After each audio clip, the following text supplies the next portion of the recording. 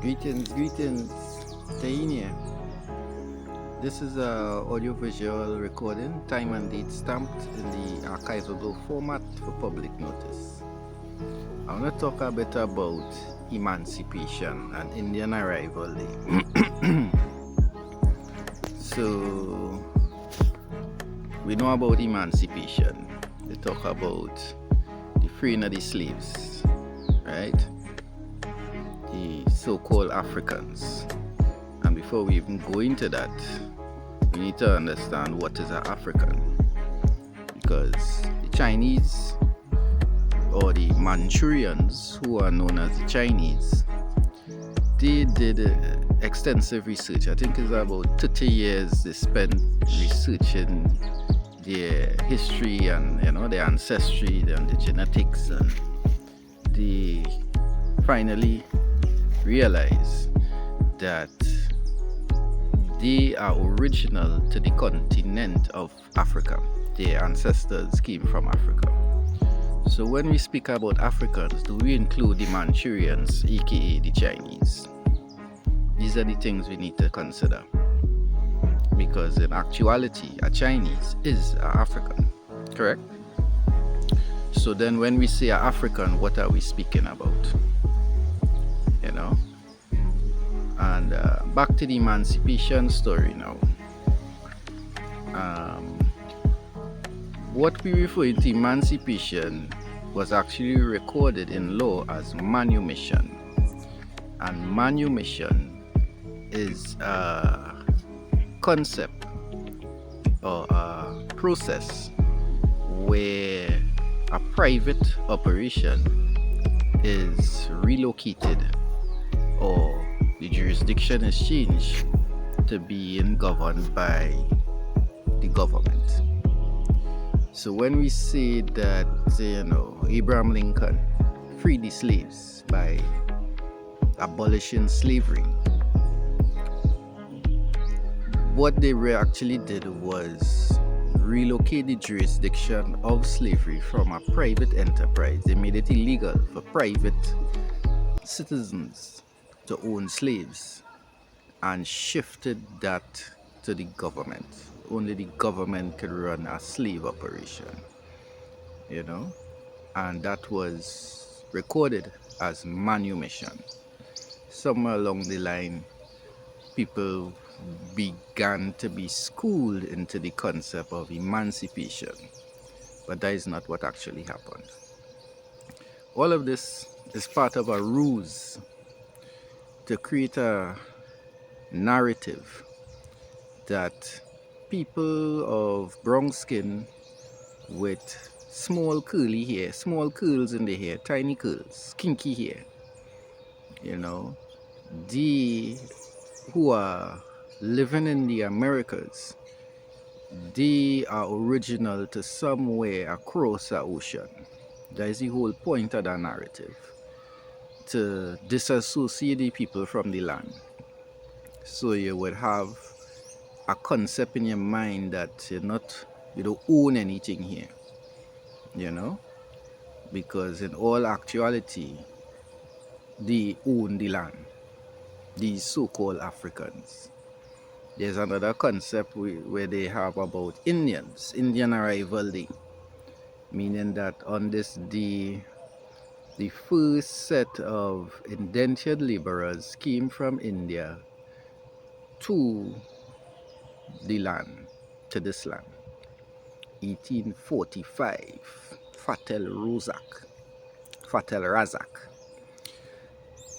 Razak actually is a concept, ancient concept, of when you are sailing across the oceans, because of the cool concept of reincarnation, and when one dies, they reincarnate on the land that they died on. There's a process called the Fatel Razak where you do a certain ritual so that your spirit would move with you across the ocean. Because if you on your motherland and you travel across the ocean and you die in another zone, your spirit would have some confusion as to where to reincarnate, which land mass to reincarnate on. So this ritual would help the spirit determine where the next misadventure would take place in the next life. That is what the Fatal Razak is about. And they invented this concept of people coming from India to help disassociate the people from the land. Because to get down to brass tacks, the place we call in India now got its name in 1948. Before that, that place was called Hindustan. So if anybody came from that place, they would be Hindus.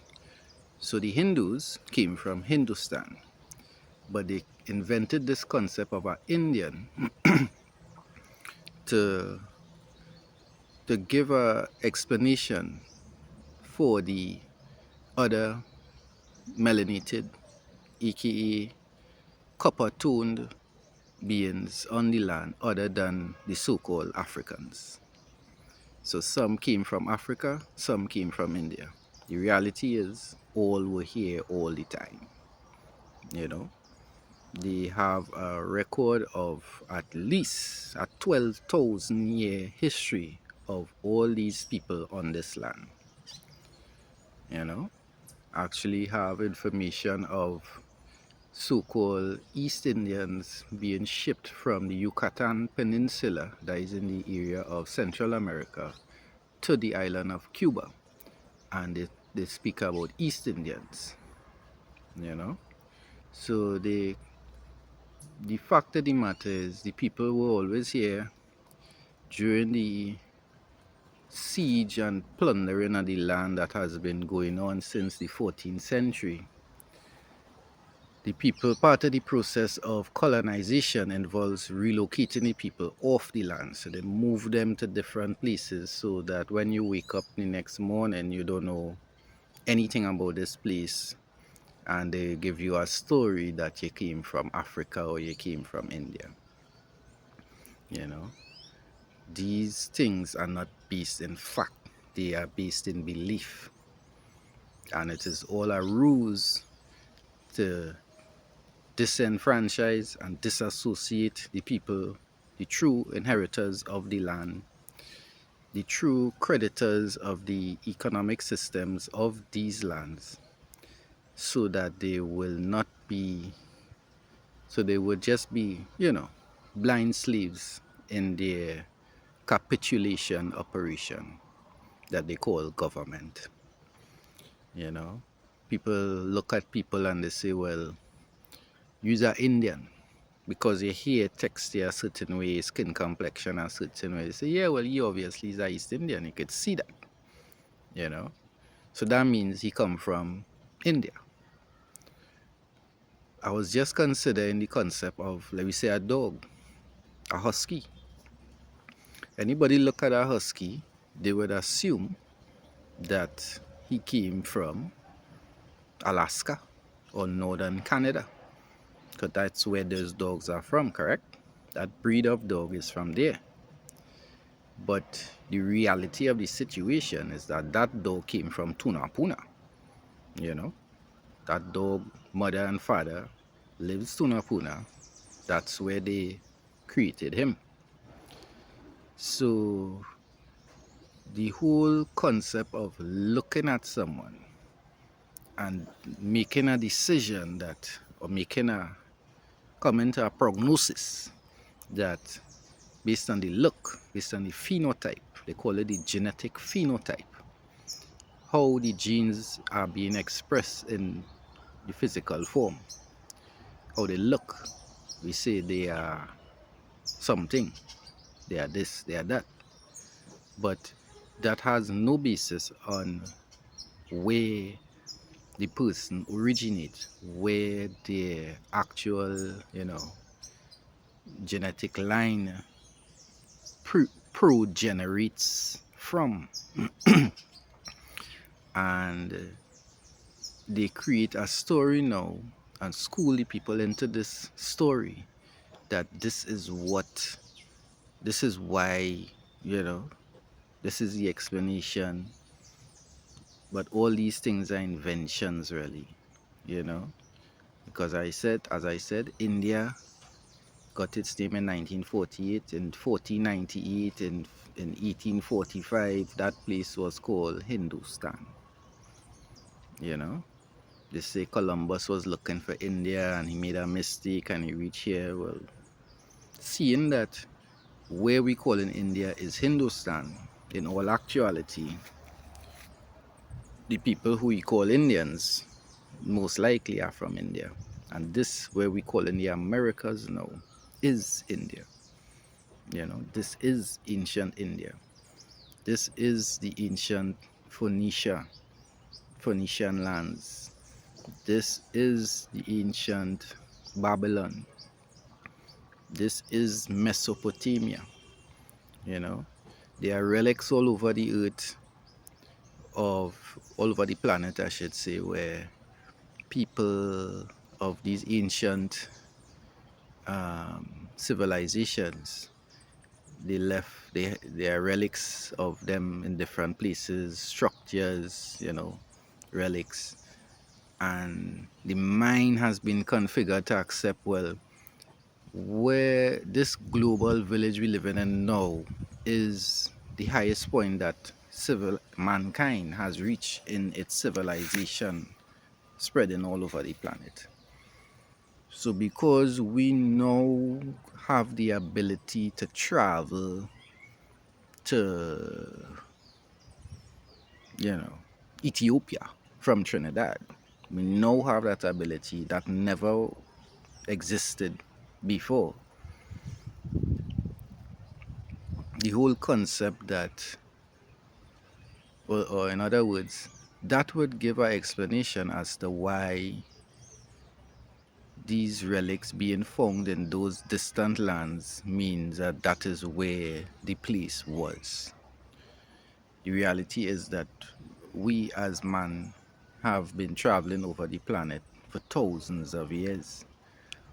And while artifacts and structures may exist in lands far away that depict the Mesopotamians and tell stories of them and their historical records of them, that doesn't necessarily mean that is where they originate from. That is just where the records are available at this point in time. The records would have been all over, you know, but because this was a global empire. But in certain areas, the Americas, the Western Hemisphere in particular, they are being hidden, because the concept is that these lands of the Americas, North, South, Central, and the Caribbean islands, this was a barren wasteland. You know, there weren't any people here of significance. There wasn't anything growing here of significance, you know, and the only semblance of order, law and order, started when the colonial reached here. Nothing could be further from the facts, you know. When you go into the records, you would learn that the majority of the so-called Africans who were brought onto the land during the time of colonialism by the colonial powers, who were shipped then onto the land, who entered zones via a ship, were actually brought from South America. You know, they were being captured on the land, in particular like places like Brazil, Argentina. They had literal ports on the land where they would be capturing indigenous people, bringing them to these ports and then selling them. They even had local indigenous tribe agents involved in this operation, capturing indigenous South American and selling them to mainly the Spanish and also the Portuguese, and they were shipping them to Europe. And the English, French, and other colonial powers would be involved in piracy on the seas, stealing their cargo, meaning their slaves, their South American slaves, and sending them off to their North American and Caribbean colonies, corporations, or companies, businesses they were running on the land that involve human as the capital, human as the stock. And when they brought them, the story would be reconfigured to say, well, they came from Africa. There's an exact, story of a record of a particular ship, a Spanish ship, being pirated on the seas, attacked on the seas by the English, a Spanish ship attacked by the English. They had a specific amount, specific number of South American indigenous people on their way to Europe, and they stole that cargo, the English, and that specific number of beings showed up a few months later in a place called Jamestown, Virginia, where they were categorized as Africans. That is actually recorded as the first set of African slaves to be brought to the North American colonies. They were literally from South America. Part of the reason why these curly-haired, brown-skinned inhabitants, indigenous inhabitants, were being captured is that they were more inclined towards agriculture. They knew how to plant naturally. They understood the sun and the moon cycles and techniques in agriculture because that was their area of expertise. As the colonials recorded, there were two main groups of indigenous people they met in the Americas, two main phenotypical groups. You had the brown skin, curly haired, in all different variations of curls. And then there was the what we would refer to as the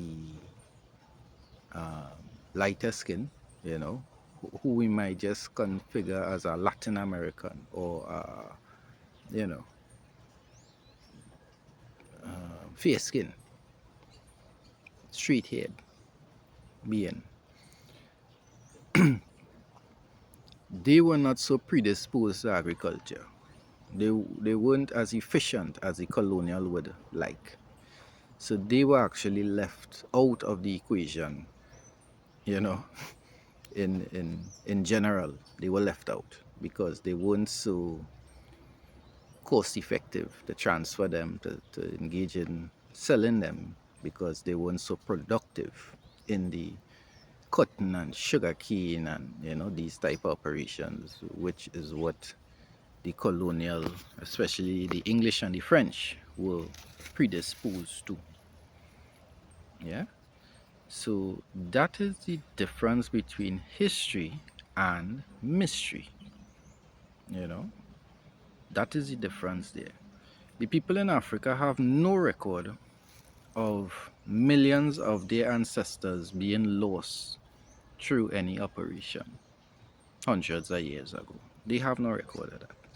As a matter of fact, the west coast of Africa, their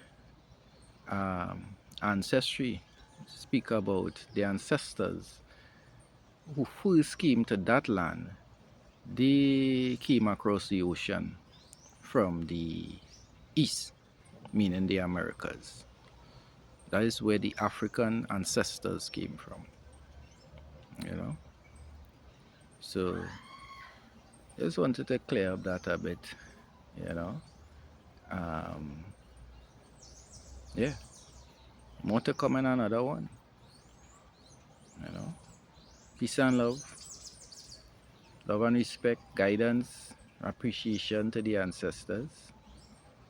Notice the agent is notice the principle, and notice the principle is notice the agent.